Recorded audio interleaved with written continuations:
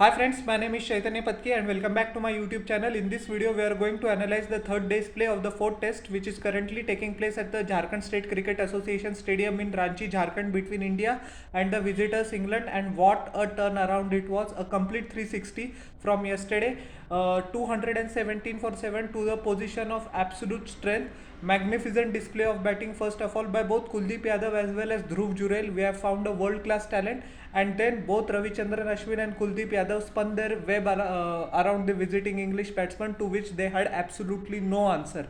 So English media, are your mouth shut now, or are you going to creep and complain about the condition of the pitch, or are you for a change, for an instant, highlight the importance of your own bowler in dealing with our world class spinners?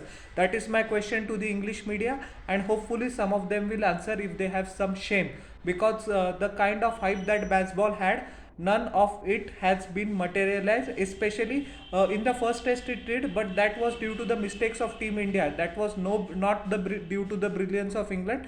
And rip baseball. See you in wherever you want to tour. Who the hell cares about baseball?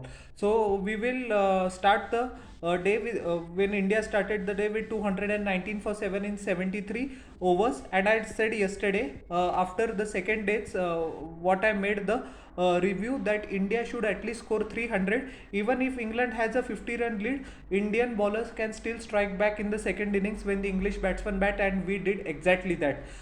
Huge amount of credit to Dhruv Jurel, who was unfortunately the last man dismissed from a ripper of a delivery to Tom Hartley. We have to give him credit, but he scored 90 runs. Magnificent display of batsmanship. Excellent shot towards the mid-wicket region. And what particularly I was impressed about Dhruv Jurel's inning was that he was looking to hit down the ground without any pressure. He took Akash Deep as well as Mohammad Siraj along with Kuldeep Yadav himself and rotated the strike. He whenever there was single opportunity available for the first three deliveries of the over, he didn't take it. He took the single on the fourth as well as the fifth deliveries, but whenever he wasn't strike also, he gave constant confidence to Kuldeep Yadav, who also played a memorable innings. We are going to analyze his bowling, but we shouldn't forget the valuable 28 that he made. It took 131 balls, but mind you, there needed to be some batsmen who would stood shoulder to shoulder with Dhruv Jurel, and Kuldeep Yadav did exactly just the two boundaries, but his innings, he will cherish it for the rest of his life. He was very unfortunate to get out to James Anderson, who came round the wicket. The inside edge ball came to the boot of Kuldeep Yadav and it slid back and took the bails. So pretty unfortunate dismissal. Akash Deep scored 9 runs. He hit a massive 6 of Shoaib Bashir, but he was also eventually dismissed. And LBW, that was the 5th wicket of Shoaib Bashir. But with all due respect to Shoaib Bashir, although he bowled well, but he is a bit overhyped, because 4 of his 5 wickets were actually umpire's call, and his own captain Ben Stokes said at the conclusion of the third test that umpire's call should be abandoned. Now, in the first innings, he got the first or the second innings, he got the benefit of umpire's call in his favor, so he had a wide smirk. So that shows the hypocrisy of the visiting English captain, and the hypocrisy of the English press. What more is expected from those idiots? Siraj was not out on 0. We were eventually bundled out for 307 runs. 23 extras were considered by the English bowlers in 103.2 overs. Today's wicket was taken by Shoaib Bashir, took the wicket of Akash Deep. Kuldeep Yadav was cleaned up by Anderson, and Tom Hartley cleaned up Dhruv Jurel, who actually deserved 100, but we shouldn't forget that 90 is greater than many hundreds you would see. And the salute he did, a tribute to his father, who is a Kargil war veteran, that also warmed my heart pretty nicely. So England had a slender lead of 46 runs. They were expected that they will bundle out India and they have a lead of 150 runs, blah blah blah. But once again fell to the brilliance of the two great Indian bowlers. England were bundled out for just 145 in 53.5 overs. Indian bowlers were extremely disciplined. No extras were considered by them. And Zach Crawley tried to put up a bit of a resistance. He actually looked pretty good at the crease. Cover drives, on drives, flicks, but he wasn't able to carry out his innings due to a brilliant delivery by Kuldeep Yadav, reminiscent of the ball that took the wicket of Josh Butler in 2023 World Cup, as well as similar to the ball that dismissed Babar Azam in 2019 as well.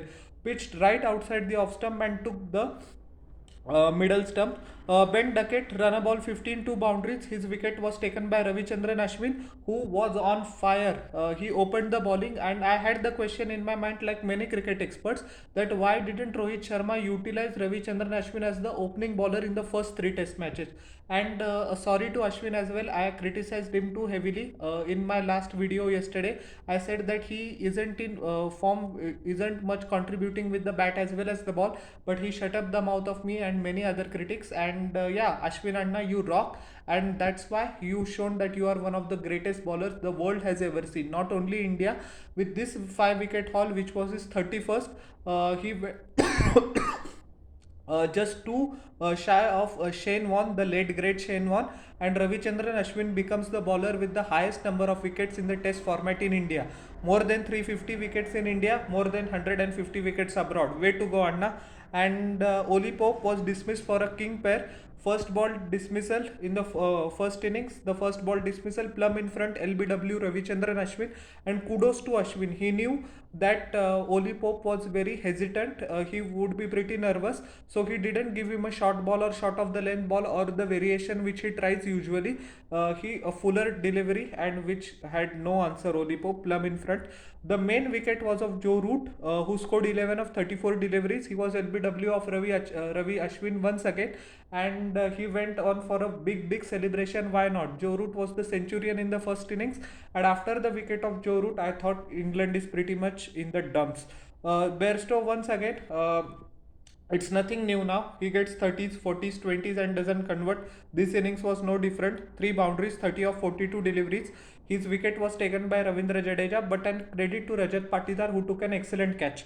Ben Stokes, the crying, cringing and important captain of England, who doesn't contribute much, but the main highlight of this tour for the Ben Stokes is the reaction which he gives after which is clean bowled. Today also, after he was clean bowled by a ripper of a delivery by Kuldeep Yadav, we thought the pitch was throwing him some graded launchers around. Anyways, just 4 runs. Ben Fox tried to put up a much of resistance, but no use at all. 17 of 76 delivery. An excellent carom ball by Ravi Ashwin, and he was LBW. Tom Hartley 7 of 25 deliveries, 1-6, but Kuldeep Yadav took his wicket with a world-class catch by Sarfaraz Khan, who came diving in from long on, and many people were a little bit, they expressed their skepticism about his fitness, but his fitness is world class and he proved his critics wrong. Ollie Robinson, 0 of 3 deliveries, LBW Kuldeep Yadav, Shoaib Bashir just 1 run, or Shoaib Bawasir that I call him, and James Anderson was out on 0 of 3 deliveries with Ashwin taking his wicket.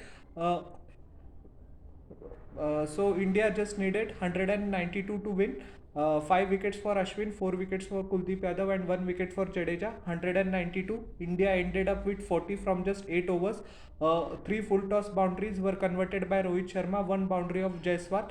We just need 152 run more to clinch this series. So how did you like my analysis? Please tell in the comment section below, and don't forget to like, share and subscribe to my channel and press the bell icon for further notifications. We'll meet in the next video. Till then everyone, bye.